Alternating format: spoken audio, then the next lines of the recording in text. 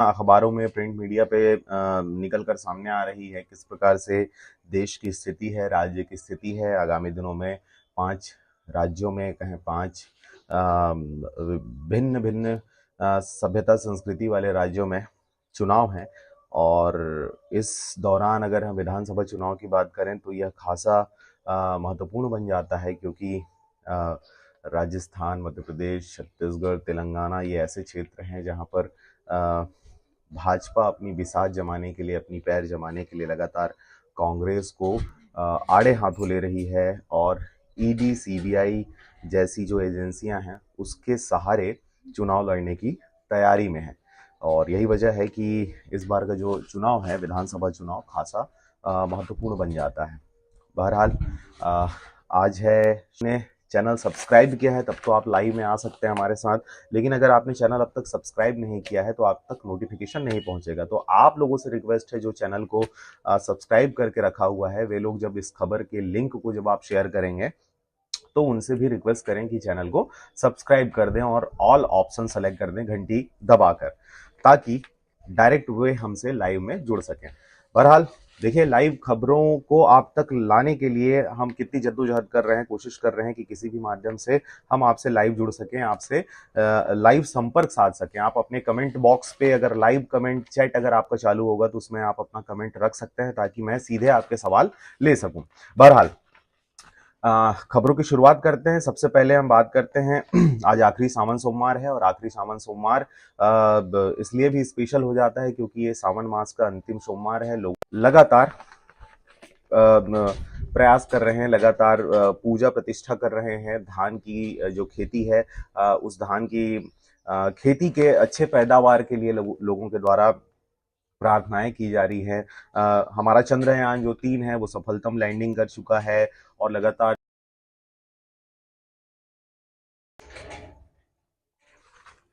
23 तारीख की अगर बात करें तो 23 मार्च को जो चंद्रयान है वो हमारा शाम को 6:30 बजे के आसपास, 6:04 के आसपास उन्होंने चांद की दहलीज पर कदम रखा। और उसके बाद से लगातार हमारा जो प्रज्ञान रोवर है उसके द्वारा नई नई खोजें करते हुए, तापमान की बात कहें, मृदा की बात कहें, उसकी शीतलता की बात कहें, धूल की आंधी की बात कहें, ये सारी जानकारियां उनके द्वारा निकाली जा रही है।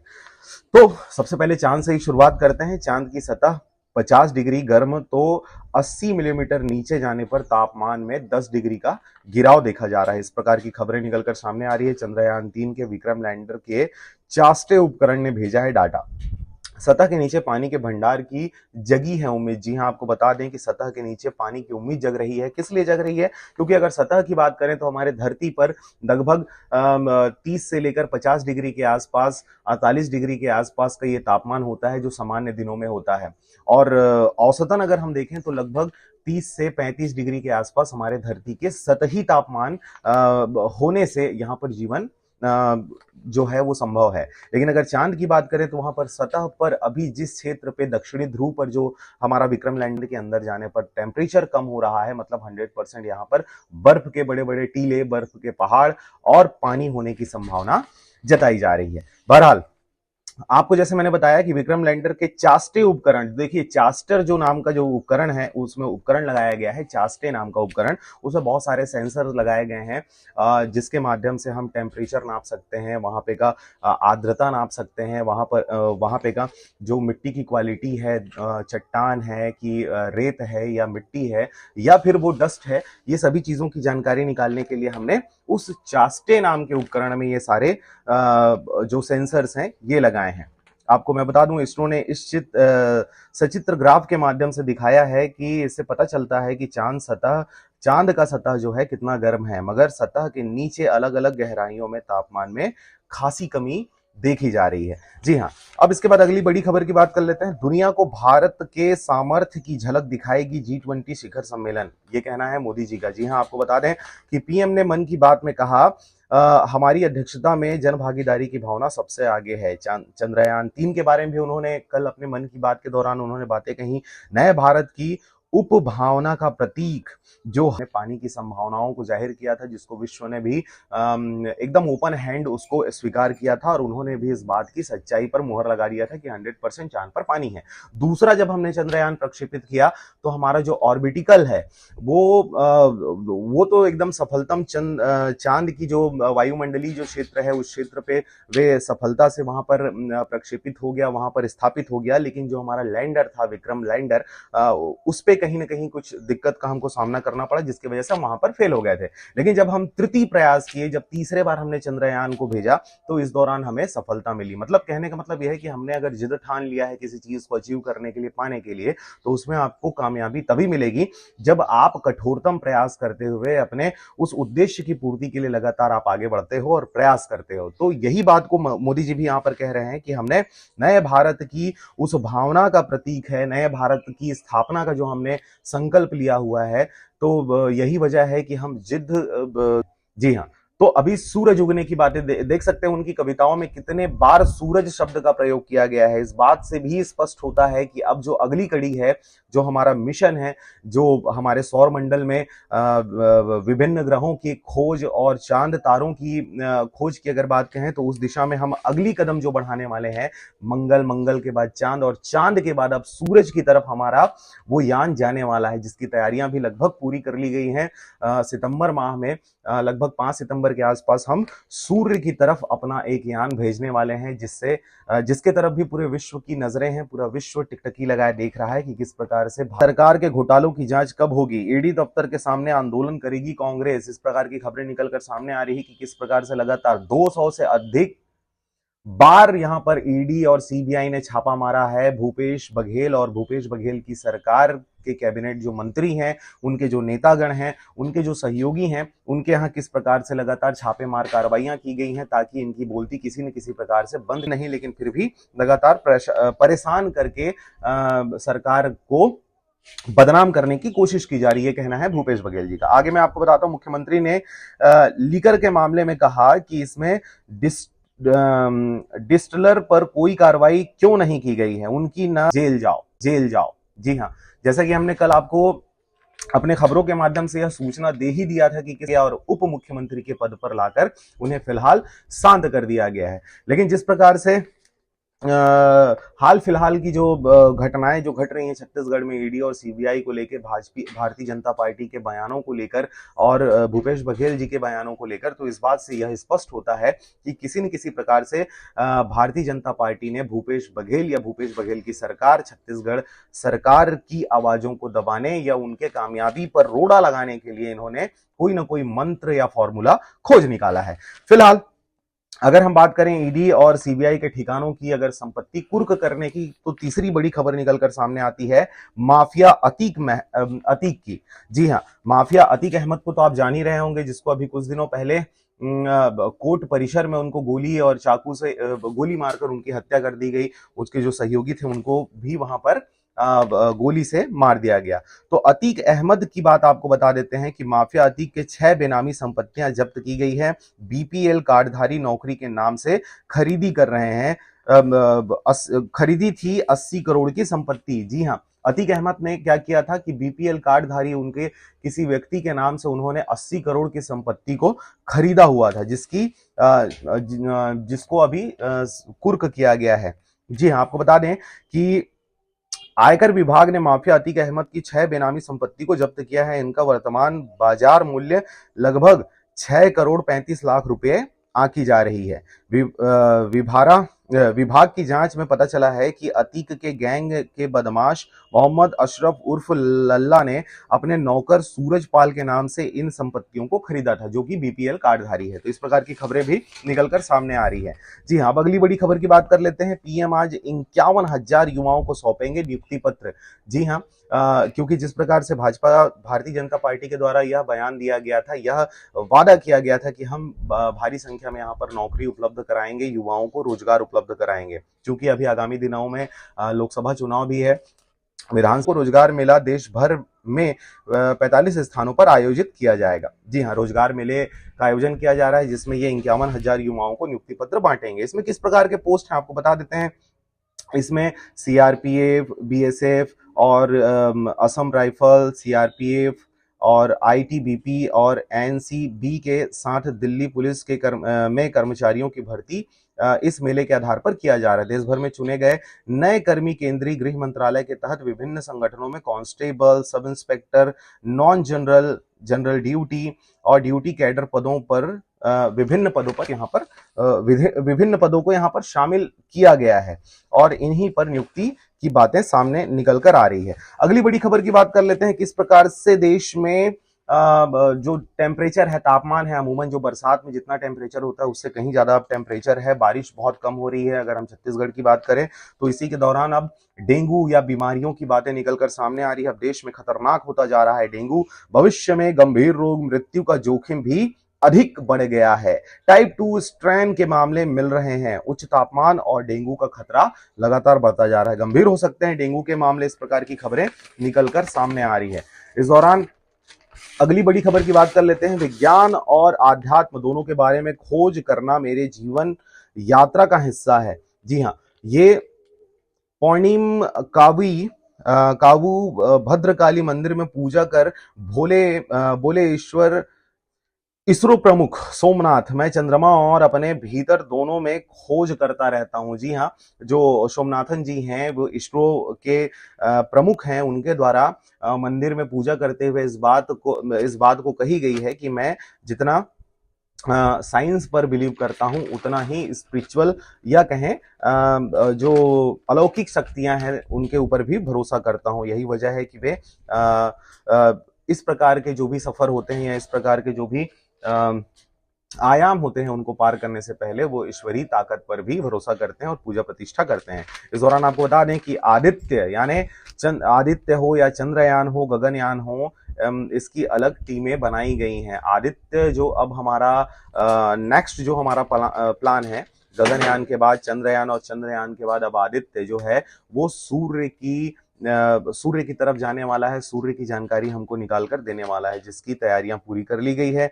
गगनयान पर जारी काम को लेकर सवाल पर सोमनाथ ने कहा कि मेरे पास आदित्य, चंद्रयान और गगनयान के लिए अलग अलग टीमें नहीं है, समान लोग ही इनमें काम कर रहे हैं। इसका फायदा भी है। चंद्रयान 3 की सफलता से बढ़े आत्मविश्वास से यह टीम गगनयान पर और अच्छा काम कर सकेगी, मुझे ऐसा उम्मीद है। जी हाँ, ये सोमनाथन जी का कहना है। प्रधानमंत्री को नामकरण की जो सबसे बड़ा जो शक्तिशाली है, स्वयंभू है, उसे ही हम भोलेनाथ कहते हैं, शिव शक्ति कहते हैं।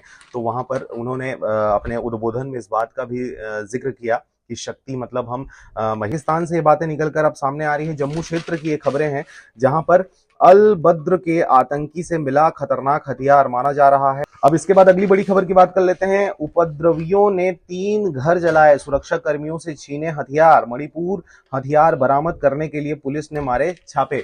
मणिपुर से खबर निकलकर सामने आ रही है। अभी तक वहां पर हिंसा जो है वो कम होने का नाम नहीं ले रहा। अगर राजधानी इंफाल की बात कहें तो वहां पर बीती रात जो है वो काफी बड़ी घटना को अंजाम दिया गया। वहां पर 3 घर जला दिए गए और वहां पर उपद्रवी जो है वो लगातार सुरक्षा कर्मियों के साथ हाथापाई करते हुए उनके हथियारों को छीन रहे हैं और वहां पर हत्याएं लगातार जारी है। आपको बता दें कि मणिपुर की राजधानी इंफाल के न्यू लाबुलेंश इलाके में रविवार दोपहर अज्ञात उपद्रवियों ने 3 खाली पड़े घरों में आग लगा दी। एक अन्य घटना में कुछ अज्ञात लोगों ने सुरक्षा कर्मियों से AK-47 राइफल और एक कबाइन छीन लिया और घटना को अंजाम दिया गया। इस प्रकार की खबरें निकलकर सामने आ रही है।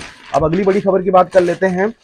गारंटी वाली योजना की अगर बात कहें तो आगामी लोकसभा और विधानसभा चुनाव को लेकर पार्टियों ने बनाया है मेगा प्लान। जी हां, और इस मेगा प्लान के अधीन मैं आपको बता दूं कि गारंटी वाली योजना और काउंटर से फ्रंट फुट पर खेलेगी कांग्रेस। अब हर राज्य में हिमाचल प्रदेश और कर्नाटक की तरह योजनाओं को रखेगी आगे। जी हां, ये कहना है खड़गे जी का। अब हर राज्य में हिमाचल प्रदेश और कर्नाटक की तरह योजनाओं को रखेगी आगे। इन्हीं योजनाओं के चलते इन दोनों राज्यों में बनेगी कांग्रेस की सरकार। खड़गे ने तेलंगाना की रह संस्थाओं की स्थापना से लेकर लोगों की बेहतर जिंदगी के लिए काम किए हैं, उसका पूरा जिक्र किया था उन्होंने। बड़ी बड़ी रैलियों में प्रचार प्रसार किया जा रहा है। राजस्थान मॉडल को भी प्रचारित कर रहे हैं। तो इस प्रकार की खबरें निकलकर सामने आ रही है। उसके बाद अगली बड़ी खबर की बात कर लेते हैं।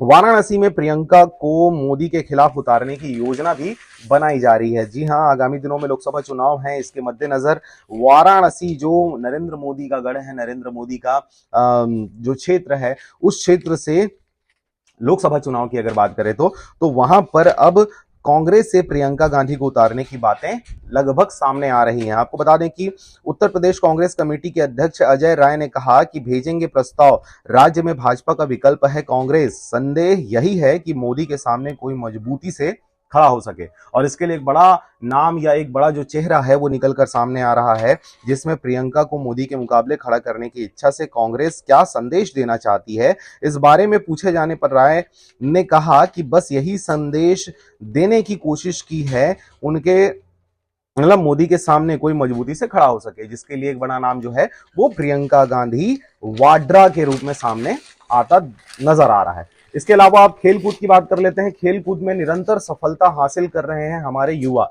यूनिवर्सिटी गेम में रचा इतिहास। जी हां, ये कहना है मोदी जी का।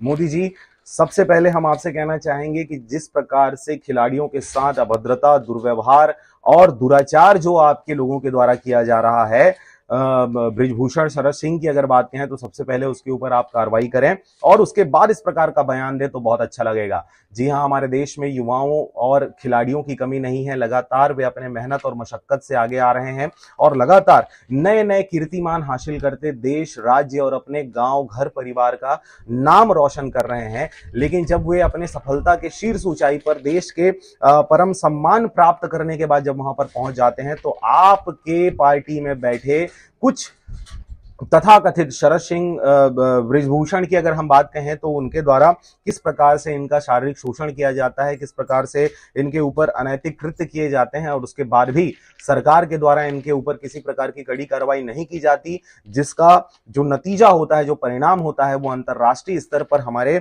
किस प्रकार से खिलाड़ियों का जो आगे बढ़ने का जो रास्ता है उसको किस प्रकार से काट दिया जाता है, आपके संगठन को, आपकी संस्थाओं को बैन कर दिया जाता है अंतर्राष्ट्रीय स्तर पर। इस विषय में खिलाड़ी हैं जो स्कूलों से, कॉलेजों से और अपने डिस्ट्रिक्ट लेवल से उठते हुए फिर वो राष्ट्रीय स्तर पर पहुंचते हैं और अंतर्राष्ट्रीय स्तर पर जाकर हमारे देश का नाम रोशन करते हैं। ऐसे लोगों का मनोबल तो आप तक पहुंचानी थी। इसके अलावा अगर हम बात करें स्टेडियम में वॉकिंग ट्रैक मैदान का सिमटा दायरा, जी हां, ये कोरबा से खबर निकलकर सामने आ रही है। आपको बता दें कि मैदान के किनारे पत्थर बिछ जाने से रनिंग अभ्यास में होगी परेशानी। रोजाना सैकड़ों की संख्या में मैदान पहुंचते हैं खिलाड़ी। आपको बता दें कि दुर्घटनाओं का रहेगा खतरा। सेंट्रल स्टेडियम में पहुंचे खिलाड़ियों से इस संबंध में चर्चा की गई तो उन्होंने कहा कि इस कार्य से मैदान का दायरा कम होगा है। जी हां, ये हम कोरबा स्टेडियम की बात कर रहे हैं। वहां पर लगातार सौंदर्यीकरण करने का काम जोर शोर से जारी है। वहां पर पत्थरों के चेकर टाइल्स बिछाए जा रहे हैं जिससे सौंदर्यीकरण की जा सके। लेकिन वहां पर जो प्रैक्टिस करने वाले, प्रतियोगी परीक्षाओं की तैयारी करने वाले जो छात्र हैं, जो वहां पर फिजिकल प्रैक्टिस के लिए आते हैं, उनको तकलीफें हैं। ये बातें वहां पर निकलकर सामने आ रही है। उसके बाद कोटा में आत्महत्या की बात कर लेते हैं। जिस प्रकार से हमारा टाइटल है, आत्महत्या कोटा में बढ़ रहा। जी हां, कोटा राज्य कहते हैं, पता नहीं ऐसा क्या वजह है जिसकी वजह से वहां पर लोग लगातार से जाल बिछाया जाना चाहिए। आपको बता दें कि कोचिंग का केंद्र कहे जाने वाले कोटा के छात्रावासों में आत्महत्या की घटनाओं को रोक लगाने के लिए एक और महत्वपूर्ण कदम उठाया गया है, जिसके तहत यहां बालकनियों और लॉबी में जाल बिछाए जा रहे हैं। छात्रावास मालिकों ने बताया कि वे इस तरह से दुखद घटनाओं से बचने के लिए अपने परिसर को आत्महत्या रोधी बनाने की दिशा में काम कर रहे हैं। इससे पहले पंखों में प्रियंग उपकरण लगाने का एक बात और, छत्तीसगढ़ रायपुर की अगर बात कहें तो यहां पर से सीएम ओबीसी आरक्षण के लिए राज्यपाल को पत्र लिखेंगे, इस प्रकार की बातें सामने आ रही है। ओबीसी आरक्षण, अन्य पिछड़ा वर्ग की अगर बात कहें तो उसके आरक्षण को लेकर राज्यपाल को भूपेश बघेल के द्वारा पत्र लिखा गया है। अन्य पिछड़ा वर्ग समाज ने राज्यपाल से समय दिलाने की मांग कही है। मुख्यमंत्री भूपेश बघेल ने कहा कि राज्य सरकार सभी वर्गों के लिए के साथ में और अन्य पिछड़ा वर्ग के प्रगति के लिए हर संभव प्रयास कर रही है, चाहे शिक्षा, स्वास्थ्य, रोजगार के लिए संचालित कार्यक्रमों की बात हो या न्याय योजना की। इन योजनाओं का लाभ सभी वर्गों के साथ अन्य पिछड़ा वर्ग के लोगों को भी मिल रहा है। राज्य सरकार द्वारा अनुसूचित जाति, जनजाति के विद्यार्थियों की तरह प्रदेश के संभागीय मुख्यालयों तथा जिला मुख्यालयों में अन्य पिछड़ा वर्ग के विद्यार्थियों के लिए छात्रावास प्रारंभ करने का निर्णय भी लिया है। मुख्यमंत्री रविवार को राजधानी रायपुर के रावण भाटा मैदान में आयोजित प्रदेश स्तरीय एक दिवसीय ओबीसी महासम्मेलन को संबोधित कर रहे थे। इसी दौरान उन्होंने महासम्मेलन में अन्य पिछड़ा वर्ग समाज के आरक्षण के संबंध में चर्चा की और राज्यपाल से समय दिलाने की मांग पर मुख्यमंत्री बघेल ने कहा कि राज्यपाल को इस संबंध में मैं पत्र लिखने जा रहा हूं। तो इस प्रकार की बातें आरक्षण को लेकर, ओबीसी आरक्षण को लेकर कांग्रेस सरकार या कहें छत्तीसगढ़ सरकार की बातें सामने आ रही है। बहरहाल अब हम अपने बिलासपुर संभाग की बात कर लेते हैं और बिलासपुर संभाग के अनुसार जैसा कि आप जान रहे हैं कि कल व्यावसायिक शिक्षा मंडल के द्वारा परीक्षा आयोजित किया गया था। महिला एवं बाल विकास विभाग के द्वारा पर्यवेक्षक परीक्षा आयोजित की गई थी। इससे निकलकर एक खबर सामने आ रही है जिसमें भीतर पेपर लिख रही मां, बाहर पिता परीक्षा दे रहे। परीक्षा किस चीज का? अपने बच्चों का लालन पालन करते हुए, मां के आने का इंतजार करते हुए गार्डन में, चौक में, चौराहों में और दुकानों सहित होटलों में नजर आए। इस दौरान आपको बता दें कि छत्तीसगढ़ माध्यमिक व्यावसायिक शिक्षा मंडल के द्वारा रविवार को 2 पालियों में महिला एवं बाल विकास विभाग के पर्यवेक्षक परीक्षा आयोजित की गई। इसके लिए शहर में पहली पाली के लिए 92 और दूसरी पाली के लिए 7 परीक्षा केंद्र बनाए गए थे। परीक्षा के दौरान कई केंद्रों में नजारा ये रहा कि महिलाएं हाल के भीतर परीक्षा दे रही थी और बाहर उनके पति बच्चे संभाल रहे थे। कोई बच्चे को बहलाने के लिए चॉकलेट चिप्स खिलाता तो कोई उनको गोद में लेकर टहला रहा। दूध पीने के लिए, बच्चों को फीडिंग के लिए लोग दूध की बोतल भी लेकर मैदानों में पहुंचे हुए थे। तो इस प्रकार की खबरें निकलकर सामने आ रही हैं। अगली बड़ी खबर की बात कर लेते हैं। सिम्स में एक दिन में 30 सोनोग्राफी निजी सेंटरों में, अगर हम सिम्स की बात करें तो यहां पर एक दिन में 30 सोनोग्राफी किए जा रहे हैं। बल्कि प्राइवेट सेक्टरों में अगर आप जाएं, प्राइवेट सोनोग्राफी सेंटरों में अगर जाएं तो वहां पर एक दिन में 80, 78, 75, 90 तक के सोनोग्राफी एक दिन में किए जाते हैं। तो यहां पर किस प्रकार से अलाली सरकारी विभाग में देखी जा रही है, यह भी सोचने वाली बात है। 150 मरीजों का सिम्स में ब्लड टेस्ट किया गया, निजी सेंटरों में 340 किए जाते हैं। तो देख सकते हैं आप किस प्रकार से 50% से भी कम इनका रेशियो है। सिम्स में इलाज, निजी सेंटरों में जांच करा रहे हैं मरीज। सिम्स अगर बिलासपुर की बात कहें तो वहां पर इलाज करवाना कितना ही दुखद और कितना ही परेशान करने वाली बात हो जाती है। यही वजह है कि अधिकतर जो मरीज हैं वे निजी सेंटरों की तरफ रुख करते हैं और वहां पर वो इलाज कराते हैं। लेकिन यहां पर अब समस्या किस बात को लेकर आती है कि निजी सेंटरों में एक तो आपका जो कुछ को छोड़ दें तो बाकी 80 से 90% जो निजी सेंटर है वहां पर आपका आयुष्मान कार्ड या किसी भी प्रकार का जो सरकारी कार्ड है वो काम नहीं करता। आपको वहां पर कैश पे करना पड़ता है और यही वजह है कि वहां पर आपको दवाइयों से लेकर इलाज और इलाज से लेकर अस्पताल और अस्पताल से लेकर आपके बेड तक के अलग अलग चार्ज आपको दिए जाते हैं, जो कि रोजाना या कहें प्रति घंटे के हिसाब से आपसे चार्ज ठोके जाते हैं। यही वजह है कि लोगों को सरकार की तरफ से दी जाने वाली जो योजनाएं हैं, जो बेनिफिट है, चाहे वो 20 लाख तक का स्वास्थ्य सुविधा की बात कहें, चाहे वो आयुष्मान भारत की बात कहें, तो इन कार्डों का उपयोग लोग सही तरीके से नहीं कर पा रहे हैं, उनको उसका लाभ सही तरीके से नहीं मिल पा रहा। इसके अलावा आपको बता दें कि जब आपको किसी महत्वपूर्ण दवाई या टीका की अगर बात कहें तो जब दवाई और टीका की बात आती है तो वे टीका और वो दवाई निजी अस्पतालों से लेने की बात कहते हैं, निजी दुकानों से लेने की बात कहते हैं। हर प्रकार के इलाज की संभावना यहां पर होती है, लेकिन यहां पर जो पदस्थ जो डॉक्टर्स हैं, जो संचालक हैं, जो वहां पर स्टाफ हैं, उनके द्वारा अलाली बरतते हुए आपको उन चीजों से महरूम कर दिया जाता है और जो इंजेक्शन, जो दवाइयां आती हैं उसको लगातार इन स्टाफों के द्वारा, यहाँ के इंचार्ज के द्वारा उसे बाहर ऊंचे दामों पर बेच दिया जाता है, ब्लैक सेल कर दिया जाता है और उसके बाद लोगों को परेशान किया जाता है कि आप दवाइयां बाहर से खरीद कर लेकर आ जाएं, आप इंजेक्शन बाहर से खरीद के लेके आ जाएं, आप बॉटल्स बाहर से खरीद के ले आएं और हम सिर्फ आपको यहाँ पर इलाज करेंगे। और इलाज के नाम पर क्या, अगर आप बच्चा पैदा करने के लिए अस्पताल जाते हैं तो वहां पर आपका बच्चा निकाल कर आपको दे दिया जाएगा। आप सरकारी अस्पतालों में इस प्रकार का घमंड, इस प्रकार की व्यवस्था है जिस आधार पर एक समय निश्चित कर दिया जाता है और उस समय पर डॉक्टर अवेलेबल रहेगा भी तो आपका जांच नहीं किया जाएगा, क्योंकि वहां पर लिखा हुआ है कि डॉक्टर जो है या इलाज जो है वो इस समय से इस समय तक ही किया जाएगा और इस तारीख को छुट्टी रहेगी।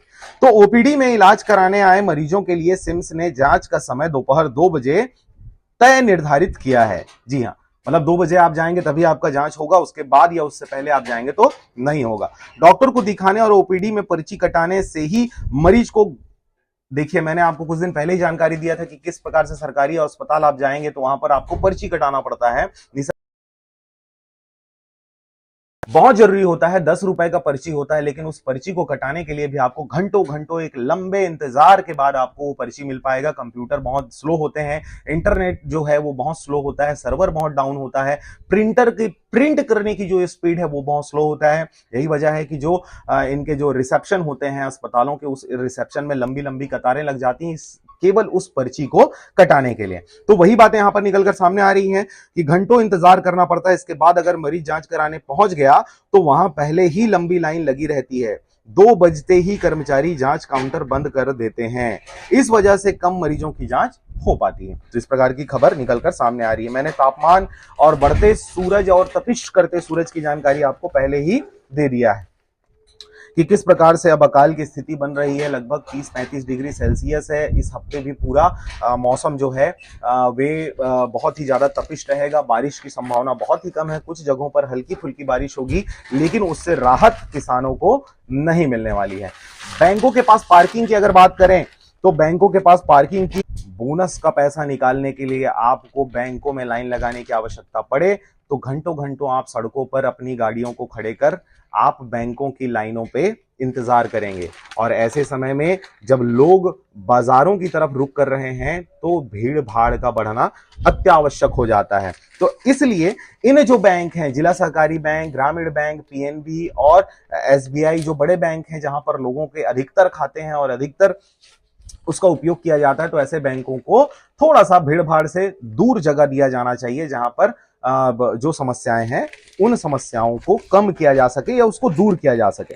तो इस प्रकार की खबरें निकलकर सामने आ रही हैं। उसके बाद हम छत्तीसगढ़ सरकार के कार्यों की बात अगर कर लेते हैं, पुनः बनेगी सरकार, इस प्रकार की बातें सामने आ रही है। यहाँ पर छत्तीसगढ़ में आए हुए हैं भारतीय जनता पार्टी के असम के विधायक शर्मा जी, और ये लगातार पूरे क्षेत्र में, बिल्हा क्षेत्र में घूम रहे हैं। आपके विधानसभा पथरिया मुंगेली क्षेत्र में आए हुए थे और इन्होंने यहाँ पर का माहौल देखने के बाद ये ऊपर सूचना दिया है कि किस प्रकार से छत्तीसगढ़ में भाजपा के लिए इंटरेस्ट है भारतीय जनता पार्टी की सरकार बनाने के लिए। क्रमांक 29 अंतर्गत अगर पथरिया ब्लॉक की बात करें तो वहां पर 19 कांग्रेसियों ने विधायक पद के लिए अपने दावेदारी या उम्मीदवारी प्रस्तुत की है। जी हाँ, और 19 आवेदनों में से सक्रिय उम्मीदवारों का चयन करते हुए रविवार को जिला कांग्रेस अध्यक्ष सागर सिंह बैस को ब्लॉक स्तरीय स्तर पर, जिनका नाम नहीं आया वे तो आपके अगेंस्ट होंगे, लेकिन कांग्रेस पार्टी में इस प्रकार की चीजें देखी जाती है कि सब, और अन्य जो वीडियोस हैं उसको भी आप देखें, क्योंकि वहां पर हम महत्वपूर्ण खबरों को आपके सामने रखने की कोशिश करते हैं। फिलहाल मुझे दीजिए विदा, नमस्कार।